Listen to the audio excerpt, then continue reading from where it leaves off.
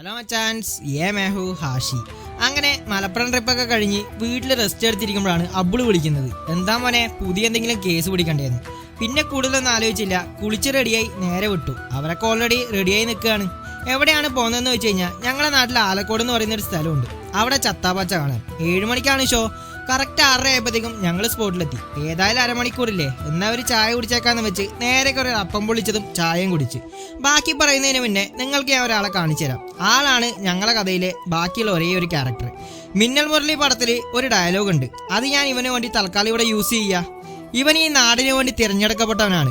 ഇവൻ ഈ നാടിനും നാട്ടുകാർക്കും വേണ്ടി ഇവിടെ വേണം. അതുകൊണ്ടാണ് ഞങ്ങളെല്ലാവരും ഓരോ സ്ഥലത്തോട് ചെതറിയിട്ടും ഇവൻ ഇവിടെ ഇങ്ങനെ ബാക്കി നിൽക്കുന്നത്. ഇതാണ് ഞങ്ങളുടെ സ്വന്തം ഉപലണ്ണൻ, അല്ലെങ്കിൽ ലൂസി മോൻ.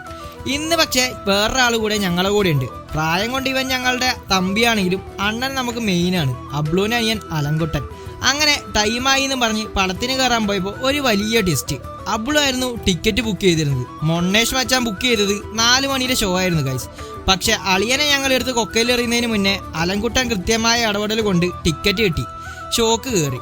അവിടെ നിന്ന് ഇറങ്ങി വരുന്ന വഴി ഞങ്ങൾ വേറൊരു പരിപാടിക്കും കയറി കുറച്ചു നേരം തെണ്ടി അങ്ങനെ നടന്നു. പിന്നെ നേരെ വന്ന് കിടന്നുറങ്ങി. അങ്ങനെ ആ പരിപാടിയും അവിടെ തീർന്നു. ഇന്ന് ഇത്രയേ ഉള്ളൂ. പുതിയൊരു വീഡിയോ ആയിട്ട് വരുന്നവരേക്കും തൽക്കാലത്തേക്ക് സൈൻ ഔട്ട്. വണക്കം.